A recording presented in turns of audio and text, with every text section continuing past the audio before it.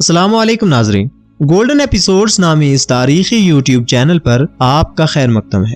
اس series کے پچھلے video میں ہم نے غزوہ بدر تک کے حالات پر گفتگو کی تھی۔ اگر آپ حضرات نے وہ ویڈیو ابھی تک نہیں دیکھا تو اوپر آئی بٹن پر کلک کر کے پہلے وہ قسط دیکھ لیں۔ ناظرین، آج کا یہ ویڈیو مسلمانوں کے خلاف خالد رضی اللہ عنہ کی پہلی کارروائی یعنی غزوہ احد پر مشتمل ہے۔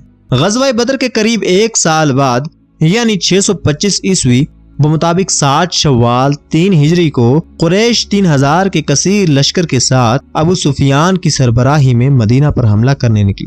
حضور صلی اللہ علیہ وسلم کو ان کی آمد کی اطلاع قبل از وقت ہو گئی اور آپ صلی اللہ علیہ وسلم بھی 1000 کے لشکر کے ساتھ مدینہ سے روانہ ہوئے۔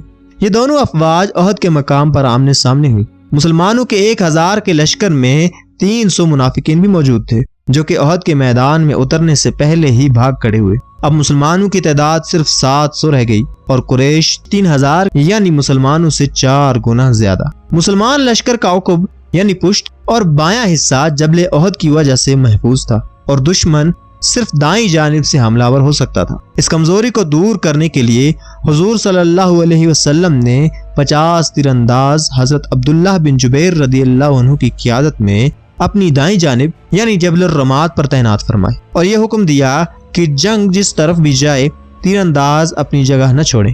وہاں قریش کا قلب ابو سفیان کی قیادت میں تھا، بایاں حصہ اکرمہ اور دایاں خالد رضی اللہ عنہ کو سونپا گیا۔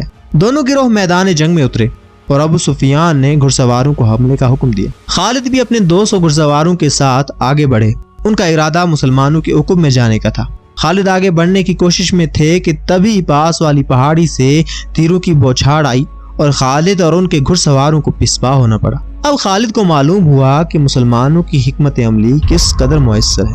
خالد نے 2-3 کوششیں کی مگر تیر اندازوں نے اپنا کام بخوبی نبھایا اور خالد کو ہر بار ناکام ہونا پڑا۔ اب خالد جنگ سے الگ ہو کر میدان جنگ کا جائزہ لینے لگے۔ وہ جانتے تھے کہ تیر اندازوں کے ہوتے ہوئے آگے نہیں بڑھا جا سکتا۔ وہاں میدان جنگ میں قریش کٹ رہے تھے۔ مسلمان بے جگری سے خود سے 4 گنا زیادہ فوج کا مقابلہ کر رہے تھے۔ قریش کے پاؤں اکھڑ چکے تھے۔ وہ اب ایک منظم فوج کی بجائے ایک ہجوم کی طرح بھاگ رہے تھے اور مسلمان ان کے خیموں تک پہنچ چکے تھے۔ خالد اپنی جگہ پہ کھڑے سب دیکھ رہے تھے اور مسلمان مال غنیمت اکٹھا کر رہے۔ اپنے ساتھیوں کو دیکھ جبل الرمات پر بیٹھے تیر انداز بھی اپنا فرض بھول گئے۔ حضرت عبداللہ نے تیر اندازوں کو روکا مگر وہ ان کے حکم کی پرواہ نہ کرتے ہوئے اس ابتدائی فتح کو مستقل فتح سمجھ بیٹھے اور عبداللہ بن جبیر اور ان کے 9 تیر اندازوں کو چھوڑ کر باقی تیر انداز اپنی جگہ چھوڑ مال غنیمت جمع کرنے لگے۔ خالد نے جب دیکھا کہ تیر انداز اپنی جگہ چھوڑ چکے ہیں تو وہ اپنے گھڑسواروں کو لے کر آگے بڑھے اور جبل الرمات کے پیچھے سے گزرتے ہوئے بچے ہوئے تیر اندازوں پر حملہ کر سبھی کو شہید کر دیا اور مسلمانوں کے عقب میں جا پہنچے۔ مسلمان جو ابھی تک فتح کی خوشی میں مال غنیمت جمع کر رہے تھے اس غیر متوقع صورتحال میں سنبھل نہ سکے۔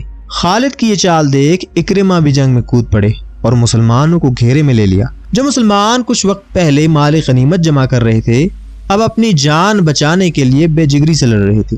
جنگ کے غالباً اسی مرحلے میں حضرت حمزہ بھی بے جگری سے مقابلہ کر رہے تھے مگر وہ یہ نہیں جانتے تھے کہ وحشی بن حرب نامی ایک حبشی غلام ان کی طاق میں ہے۔ وحشی حضرت حمزہ کو پورے میدان میں ڈھونڈ چکا تھا اور اب جب وہ اسے نظر آ گئے تو وہ ان کے تھوڑا قریب پہنچا اور اپنی برچی سے حضرت حمزہ رضی اللہ عنہ پر نشانہ لگایا جو کہ ان کے پیٹ کے آر پار ہو گئی۔ حضرت حمزہ رضی اللہ عنہ وحشی کی طرف بڑھے مگر اس زخم نے انہیں گرا دیا اور وہیں انہیں جام شہادت عطا ہوا۔ دیکھتے ہی دیکھتے میدان جنگ کا نقشہ ہی بدل گیا۔ قریش محمد صلی اللہ علیہ وسلم کو شہید کرنے کے لیے موقع کی تلاش میں تھے۔ اتنے میں حضور صلی اللہ علیہ وسلم سے مشابہت رکھنے والے اور اسلامی پرچم تھامے حضرت مصعب ابن عمیر رضی اللہ عنہ نعرے لگاتے ہوئے میدان جنگ میں آ گئے اور قریش نے ان کو شہید کر دیا۔ ان کی حضور صلی اللہ علیہ وسلم سے مشابہت ہونے کی وجہ سے یہ خبر پھیل گئی کہ نعوذ باللہ محمد صلی اللہ علیہ وسلم شہید ہو گئے۔ یہ خبر سن کر مسلمانوں کے پاؤں تلے سے زمین کھسکنے لگی لیکن زندگی اور موت کے اس معرکے میں انہوں نے اپنی آخری سانس تک لڑنے کو ترجیح دی۔ اس کا نتیجہ یہ ہوا کہ قریش دوبارہ پسپا ہونے لگے جن کو تھوڑی دیر پہلے یہ یقین ہو چلا تھا کہ وہ اس جنگ میں فتح یاب ہوں گے، لیکن دوبارہ سے جب مسلمانوں نے ان پر پلٹ وار کیا تو ان کا اتنا نقصان ہوا کہ انہوں نے بغیر مزید لڑے اس میدان سے بھاگ کھڑے ہونے کو اپنی عافیت سمجھا۔ خالد کو اس جنگ کا ہیرو قرار دیا گیا، مگر خالد کا مقصد پورا نہیں ہوا تھا۔ وہ مسلمانوں سے فیصلہ کن جنگ چاہتے تھے اور اسی کے چلتے اپنا ادھورا کام مکمل کرنے کے لیے قریش تیسری بار جنگ میں اترے۔